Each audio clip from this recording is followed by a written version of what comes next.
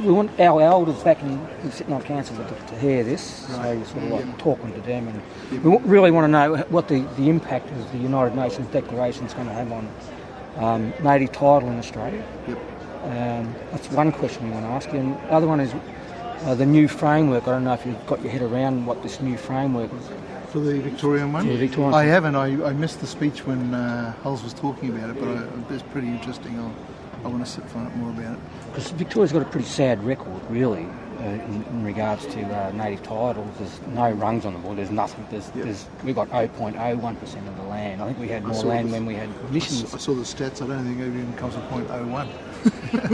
What I found funny was the headline of that press statement yesterday. It says Victoria's leading the way on native titles in Australia. So I think that sounds ominous for the rest of Australia if that's the case. Okay. But the United Nations Declaration on Indigenous Rights, I know that you've been working tirelessly over there, and thanks for that on behalf of all our mob down there. We know what a difficult job that's been, and good on you for driving it home.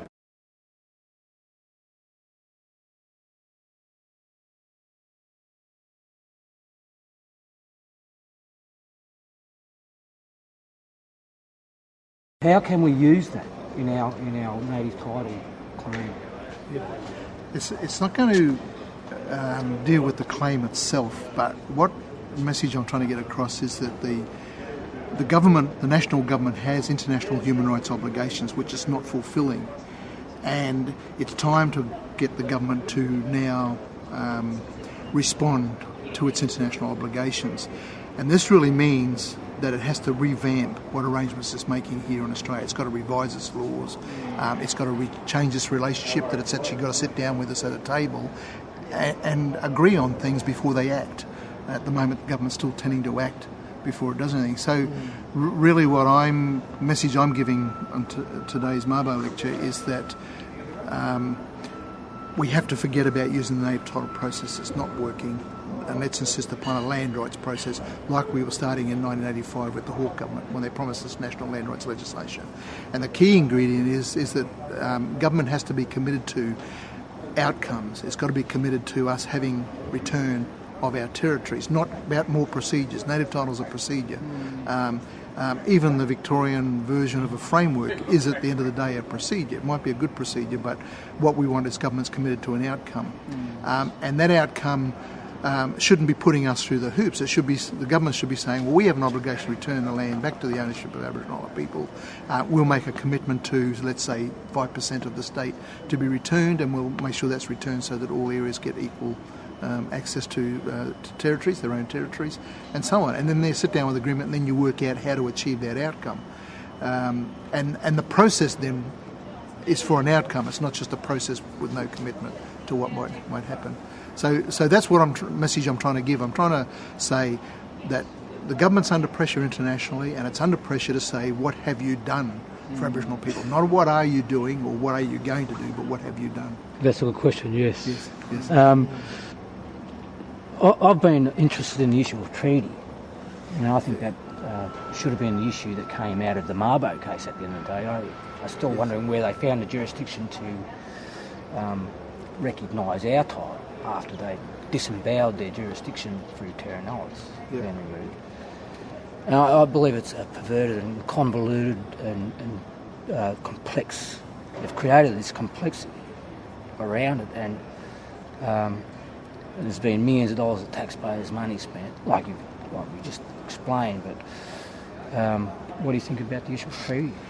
Well, definitely, and that's part of it. And it was good to see that Chief Justice French came out and said that he felt that a treaty between Aboriginal people and the government was viable, and disagreed with John Howard's opinion.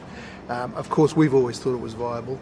Now, whether you call it a treaty, Bob Hawke suggested a compact, NAC suggested Makarrata, but at the end of the day, it's an agreement, and it's an agreement of a legal nature. We've got to have it, and I think in the declaration they talk about treaties, agreements, and constructive arrangements. So all we really need to do is have something that all the parties sit down to, Aboriginal people and the government, sit down to and sign off to say this is an agreement, and we have to be satisfied that that agreement is binding. Not just a nice sounding document that doesn't mean anything. So the answer is yes, treaty, and we might as well get people used to the word, because they have to understand what it's supposed to be about. And I believe that's the way ahead. And one of the reasons it's the way ahead is because the Declaration says we have the right as peoples to self-determination, which means we can make our own political decisions, we can make about our futures, we have the right to resources, we have the right to continue to survive as peoples, and the government, where appropriate, has to provide us with those means to survive. We have the right to form our own governments and so on. So if that's our rights, if Australia is unresolved, historically this matter has never been resolved, then treaty is the way to go. The biggest problem we're going to have in getting there, well, the first one's going to be the government will even sit down and consider this, but they're being forced. The next biggest problem is about, for our own mob, how to sit down, because everyone's going to say nobody signs for me and no one signs for us. But I think the idea is like the framework agreement in Victoria. The idea of the treaty is to establish the principles of rights, so that that's captured in the treaty, and it allows people then to negotiate in their own communities about what they derive from those principles. They want land returned and that sort of stuff. The treaty should determine that they're entitled, let's say, to the 5% of their territory at least should be returned to them, so they get the chance to negotiate where that territory is and how it's returned and so on. So a treaty. I think the problem is getting people convinced how to do a treaty, not whether to do a treaty, but how to do it. What is the best way to approach, especially the non-Indigenous community, the majority, of why a treaty is important? I never really say much about convincing the wider community, because I don't think that's ever possible. I don't think we can ever convince the majority of Australians that our rights should be acknowledged and protected. What I think we should be doing is convincing the people who make the difference, like the politicians or the courts or whatever. And if we convince the most influential areas of non-Indigenous Australian society, and they can see the merits of going that way, then we can get our agreements. That's why I'm not a big fan of referendums. I don't think referendums are necessarily the right way to go. There's other ways to get treaties in place, and also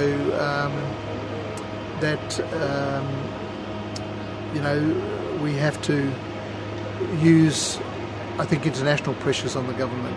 That's where you'll see the action is. Right. Part of what I'm trying to do in my strategies is get the government to inform the public that it's going to go a certain action, like we're going to sign a treaty with Aboriginal people, but then convince the public of why that is necessary and so on. And the government's got these means; they can convince what, why, when, and where they take action. I mean, they managed to spend billions of dollars in this economic recession stuff. And so on. They never seem to have that sort of money when we want it. Yeah, exactly. But where there's a will, there's a way.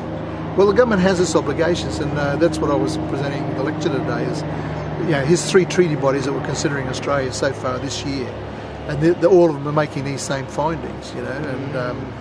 And my questions were, is the government telling us about this? They're not telling Aboriginal people that everywhere they go, people are asking what are they doing about fixing our land. Where's the transparency and the good faith and all those sorts of issues there?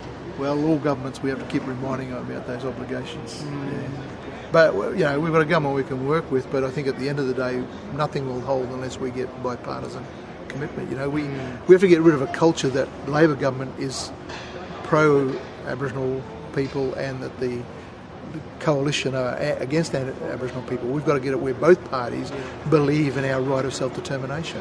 And we're dealing with 200 years of being indoctrinated that we didn't exist, so we've got a bit of a problem. Yeah, but we've got to have both parties committed to us having the right of self-determination instead of using us like a political football, like they're doing with the Northern Territory intervention. That's political football. Thanks for all your hard work and commitment over the time, and through people like yourself that we're going to make these changes at the end of the day. And thanks again, mate.